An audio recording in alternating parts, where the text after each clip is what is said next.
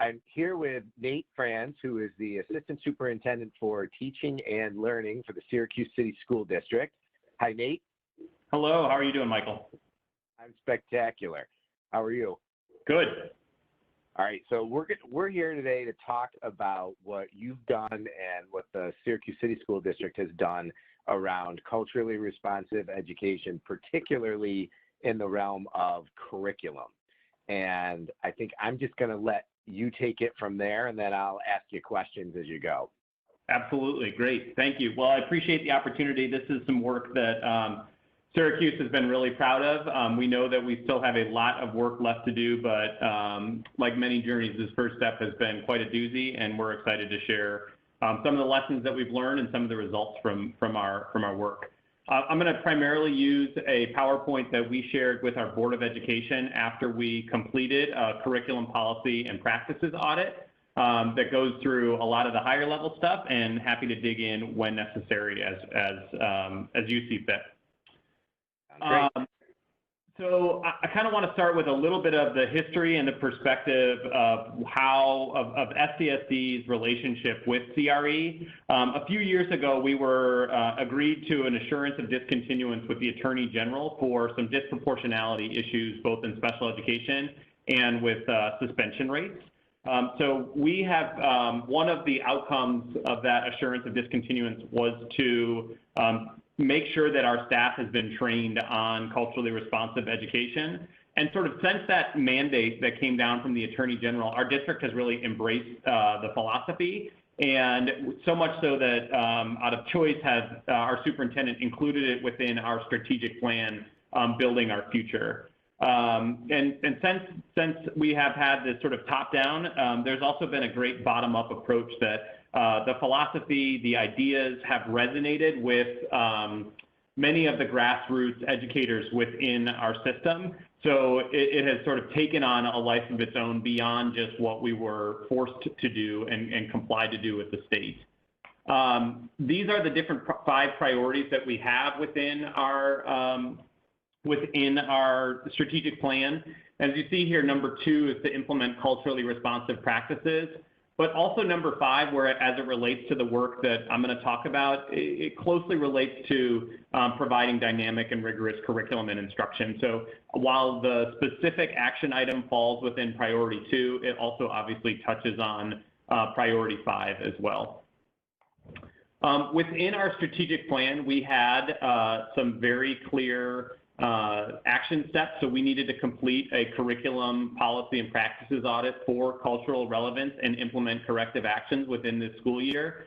So we set up a pretty robust meeting schedule and some milestones that we wanted to achieve. So you can see the timeline isn't very long, but we felt that it was necessary to get done in just the spring of last year. So over the course of 3 or 4 meetings, we met with a team of SCSD stakeholders and did the work that was what we felt fulfilled the strategic plan goal when it comes to the audit itself. How did you determine who was on the team? Well, and we'll get into the tool a little bit later, but it was very important based on the tool because it often measures stakeholder perception. It's not a scientific survey per se. We wanted to make sure that we had an incredibly diverse group of individuals, both by role, position, race, and gender, as much as we possibly could get a good mix of individuals. So we ended up with 12 central office administrators. Some folks were involved in content, some folks were involved in supervision of schools, so just a mix of administrators from central office. We also identified 12 building leaders, both principals or vice principals, and we asked them to recruit a team from their school. So they needed to select up to 3 teachers, a teaching assistant or support staff, and as many parents as they could also come. So we ended up with a team of about 60 individuals that I think were really were committed to the work and ready and excited to learn and put in some time to try to make sure that we were becoming a more culturally responsive district. I'm going to skip down to make sure that we share our sort of perspective on what culturally responsive education is and those sort of working definitions that we have used here in Syracuse. So when we think about CRE, we think about it as the combination of so many of the different levers that create the student experience at school. So we're talking about, as you see on the screen, a combination of teaching, pedagogy, curriculum, attitudes, instructional materials that center students' culture, identities, and context throughout the educational system. And what we really wanted to start doing is making sure that we leverage those as strengths. So whatever the student's culture was, we wanted to make sure that that was a strength, that we use their schema, we use their worldviews in order to help as an entry point into learning the standards that we're hoping to them and be able to be successful in tests and all the rest of those things. To sum it up and make it pretty simple, we found that this was kind of a helpful slide. We really wanted to validate students' experiences and values so that they are seen within the curriculum that we have in front of them. We also know that we have to do some disruption, that certain types of students, particularly white middle-class students, end up being very successful in our system and many other groups don't. So we have to disrupt whatever that power dynamic is that is going to continually privilege one group over another. And lastly, we just want to make sure that we empower students, that we are intentionally embedding experiences that build their agency and so that they can see themselves, like in that picture, as superheroes and go about changing things that we were unable to change as we go. When we worked both with our board and with our stakeholders, we wanted to make sure that we also provided a why. And part of that why is just that CRE works. It has a positive impact on students. And that it provides them with some language and some vocabulary so that they can critique and disrupt some of the outcomes and the institutional racism that we have seen locally and nationally as we go. It also sort of just affects a student's experience overall with school. So not only does it have some academic outcomes that we've seen promise in and some of the research has, but also it has provided a better overall experience when it comes to grades, to engagement, to how students are seeing themselves as well. So we were excited to share that with folks, and it really did resonate when we sort of start with that, why are we doing this as we move forward. Also, we want to make sure that we have a common definition of curriculum. So when we talk about curriculum, we're talking about the whole package here. The goals, the standards, the units, the lessons, the assignment, any videos that may be presented to schools, to students, all of those things that are kind of student-facing, as well as some of the teacher manuals as it would go from there. And the logic model is kind of that all of these different things that students interact with are going to influence how students see the world, and it's going to contribute to whatever their natural ability to sort of understand and normalize certain things, that it's going to contribute to whatever their bias is going to be. So if they're seeing images or groups of people portrayed in a certain way or not portrayed in a certain way, that's going to contribute to how they are saw and how they're seen. So that's kind of the why we're doing it, where it sits within in the curriculum as it comes. And so now kind of shifting into thinking about the scorecard itself and the tool that we used and are going to continue to use here in Syracuse. And this is where I have to give a big shout out to the Steinhardt School and the Technical Assistance Center for Disproportionality. We were able to work over during our assurance of discontinuance with them, and they have been instrumental in guiding us and being a continual sort of North Star as we would move forward. So Dr. Maria Hernandez, shout out to her and the other folks from TAC-D and that Metro Center who have developed this scorecard and then also helped us really shape and understand and examine our own practices. So this is available online. We didn't make this tool up. It's free and out there. And again, a shout out to NYU. So the scorecard itself is sort of broken down into two major pieces, or the two major pieces that we use, one about representation and one about social justice. When you take a look at the representation, you're looking at literally a tally of all the different characters and authors that students are going to be seeing. Also taking a look at the diversity of those characters and how they are being portrayed in the curriculum. The social justice section has more to do with, if we go back to that original, our little piece, has more to do with that disruption and that empowering component that we talked about. So that has to do with the different perspectives, connecting learning to real life action, and the decolonization and power and privilege and all those different dynamics fall within that social justice section as it were there. What we chose to do when it comes to the scope of the audit was take a look at one unit, the first unit from our curriculum, our ELA curriculum specifically, from grades K through 8. And we picked that just because we thought that was a good right size to start with. It would give us a snapshot vertically over where we were. And the card itself, without modification, has to do with ELA specific text. And so we started there just so that we got used to that tool, and so that we weren't having to do much modification in the start. That's something that we want to continue to do and look forward when we keep moving down this journey to become a more culturally responsive district. So this gives you just a sense. We collected the text set. This is, I believe, a third grade text set. So we have got some poems, some books, some short stories that students would be engaging with during the first unit of the third grade ELA class. And what we did was we asked stakeholders, and so each sort of stakeholder group was divided up. So a third grade team took a look at those, read through the books, and actually just counted up in a tally the different, the diversity of the characters, both their race and also how they were identifying from a gender perspective. They did the same thing with the authors. So we wanted to see, again, who's actually telling these stories while they might be presenting students or characters of one race. They may be, the authors themselves may be a different race. And that was something that we really wanted to explore, and we're excited to be pushed in this direction by the tool. The diversity of characters and accurate portrayals.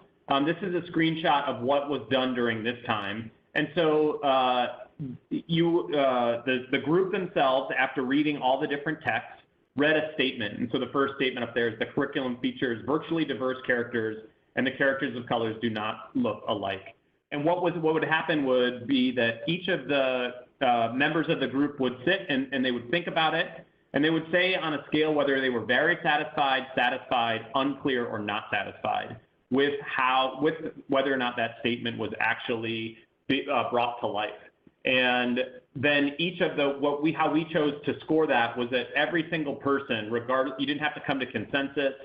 You know, Michael, you may have read that text set and been completely not satisfied, and I might be unclear. Both of those tallies were included in the score, and then we actually got an average of the score after that. One thing I want to point out, which we had great discussion with locally, was the way that the rubric is set up. So very satisfied was sort of a +2, satisfied was a +1. If it was unclear, it actually was a -1. So the neutral point was not one that was 0, it was actually negative, which was important for us to think about and to have great conversations as to why that was the case. And we landed on, if it's not culturally responsive or if it's unclear whether it is, that is actually a negative. We're not taking full advantage and leveraging student strength. So while it was hard for folks to grapple with, good, rich conversation happened, and it really pushed us to make sure that we were being proactively culturally responsive instead of just saying, we were neutral, it was unclear. So that was one piece I wanted to make sure we pointed out as I go through this overview. Same with the social justice orientations, conversations around the statement. Every vote was counted, and then they received an average after that.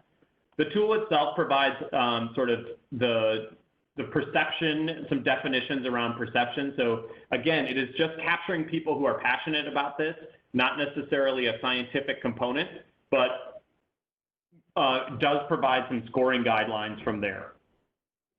Once the scores were completed, you then sort of put them through a calculation. So you get an average score, you would find the sum, and that would give you a total representation score.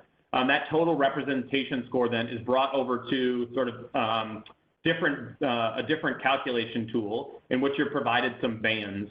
And so if you were receiving several negative points, so you were unsatisfied or not satisfied or unclear, you would end up with a rating of culturally destructive, and it gives kind of a definition for what that is, all the way up to culturally insignificant, emerging awareness, culturally aware, and finally, if you receive several positive, very satisfied, or satisfied statements, your curriculum would actually be rated as culturally responsive. So that's kind of the overview of the tool itself, and now I'm going to shift into talking a little bit about the findings and recommendations that the group made. This we weren't proud when we had to put this up on the screen and share this both locally with the group who did this as well as with our Board of Education. So you can see here that we have still a ton of work to do. There are several grades where both on the representation and the social justice scale fell in the rating of culturally destructive, meaning that the majority of folks found that it was either unclear or they were unsatisfied with the curriculum when it came to the statements that were in the tools. Some relative strength here, and I say relative because we still have a lot of work to do. So grade 8, there was a couple where we actually ended up in the positive, where there were more positive statements than negative statements, and so we sort of fell in that emerging awareness state piece. So we've got some things that relative strength that we need to celebrate and continue to look at as we move forward and figure out what we did in those grades specifically and really push them into other grades as we move forward. This is the highest level of data that we shared. We also provided the team with more granular detail, and we went through a data protocol, and they actually came up with these recommendations from a deeper dive into the data. So the first thing that we wanted to do was we wanted to take some swift action.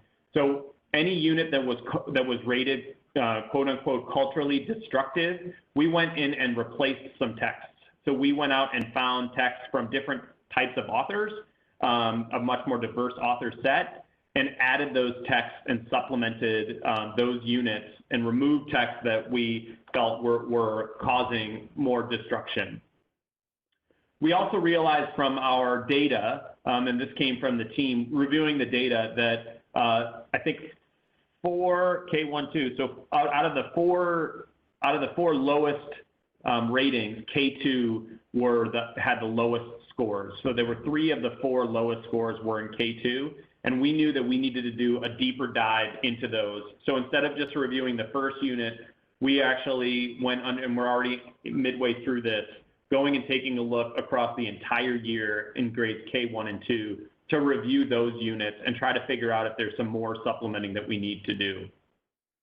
We presented to the board the recommendation to include this scorecard in the curriculum adoption process. So obviously we're trying to retrofit our curriculum to these principles. And so what we wanted to do was making sure that going forward, we do this curriculum adoption, or we do this, we do the scorecard, use the scorecard in any curriculum that we're considering and present that information out to the Board of Education to ensure that we are being proactive when it comes to adopting and using curriculum that is culturally responsive. And finally, we really wanted to make sure that we were adopting an equity policy across the district.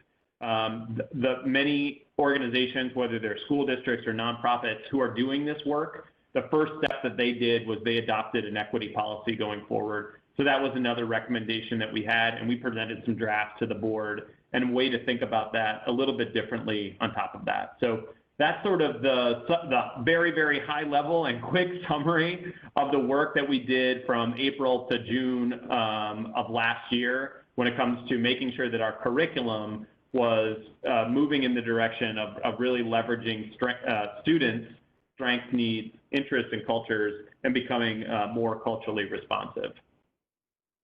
So you mentioned that based on this work and some of the recommendations, you actually made some replacements and some changes for this school year.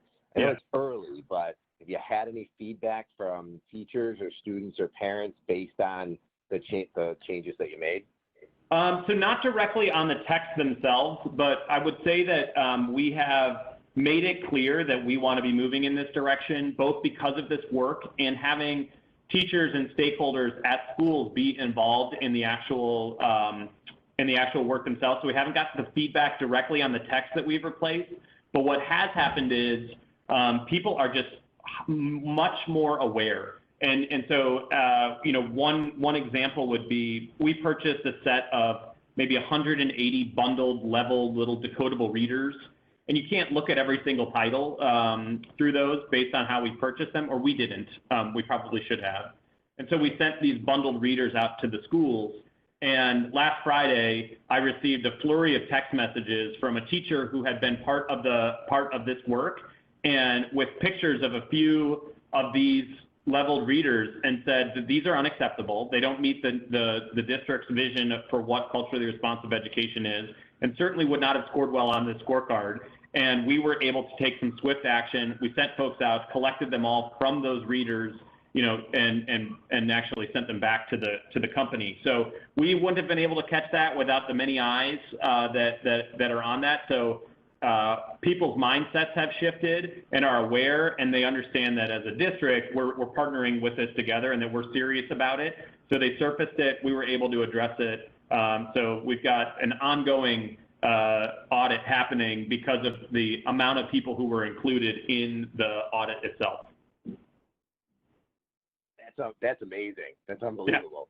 Yeah. So as you think about going through this process, what were some of the biggest surprises that emerged for you as you kind of led folks through it? And this is probably only a surprise because I'm a white male, but you know, when I presented this slide here to folks who didn't necessarily look like me, they were like, yeah, obviously, we've been trying to tell you this for a very long time. They were not surprised by it. They were happy that we were going to do something about it, but they were not surprised. And that level of sort of just the general, and I say ignorance, but I don't know what other word to use, by the system as a whole to just allow for this to happen, that we had so many people out there who are interested in this, passionate about it, and doing this work already, and we hadn't necessarily leveraged them and started to chip away at it sooner was the biggest surprise that we sort of had. Just that the majority of the folks involved, they knew the results already. They didn't have to have an audit tell them that these things. And I think about your system, which is pretty diverse. I mean, you're one of the big four upstate. Yeah. And you had mentioned when we talked before that it was a bit of a challenge to amass that diverse group of people to actually look at the materials and go through the audit. Any advice you would have for people who are going to embark on this process and maybe in a district or a region without a ton of diversity? How are they going to do this work? I mean, I think they just got to get in there and start making it messy right away. Because I think one of the things is even for folks, even for districts who have a majority white student population, there's a lot of students who are being still unrepresented there. And I think what we need to start thinking about is how are we empowering everybody to take a critical lens to some of these things. So whether or not you can get the diverse group of people sitting around the table, but just changing the types of conversations that regardless of who's around the table is having, putting a tool that is sort of creating a safe place for folks to have a dialogue about what it is and say, wait, is this okay or is this not okay, would be beneficial regardless if you're able to get a super diverse teaching staff around or you're serving a super diverse group of students. Because you know, folks that may be serving more white students, the white kids need this just as much because they need to understand and be able to critique issues when they see it, both in school settings and also as they exit school and head out into the world. So your next steps in this process for this year and beyond, what are they? So I think what we want to do first is we got to finish that K2 audit across the course of the year. So that's the first big step that we have to do. So we've started that. We've done half of the work already, and we got to continue to do that work as we move forward. And then I think we need to shift and start moving into other content areas to take a peek at what their curriculum looks like. So what does it look like to be culturally responsive in mathematics from a curriculum standpoint, and whether or not that's meeting what it is. And then when you actually dig into some of the, and this is probably more of a longer term, when you dig into some of the social justice statements, they have a lot of really good guidance as far as where we could go in the future. So identifying some ways in which students can take some action in meaningful ways, not only in their schools or in their classrooms, but maybe in their communities as well, and making sure that those moments and those pieces are memorialized within the curriculum, and that it's an expectation that students are taking action in their schools and in their communities. That's great. I mean, this is brave and challenging work that you folks have undertaken. So it's amazing. Is it okay if I post these slides along with the interview so that people can see them? Absolutely. These slides were publicly shared at our board meeting, so they're definitely things to be shared. And also, if folks want to reach out, we have other information. And I think the biggest resource that we can be is just around some of the logistics stuff. And we've talked about this too, Michael, is that we've got the emails, the invitations, the PowerPoint presentations that we've used. We have like an Excel file that helps score, takes all the sort of handwritten rubrics and turns them into pretty pivot tables and things like that. We have all that completed and don't want that to be a barrier for folks who may feel like they want to start doing this work. We can make that as easy as possible for them to join in on that journey, because again, the more we're doing it, the better, because then we can, as a community of school leaders, help maybe publishers and other folks making curriculum be able to make better decisions as they move forward too. Nate, I really appreciate your time, and maybe we can check in towards the end of this school year to see how it ended up with the K2 audit, and then talk even more about your next steps moving forward. It would be our pleasure. Thank you so much for the opportunity. I want to make sure I also thank our superintendent, Superintendent Alicea, again, with putting this in the strategic plan, has also made the work. We made sure that it happened. It wasn't just a passion project for folks. It was something that we had to do. And people really appreciated that as well. Perfect. Thank you. No problem.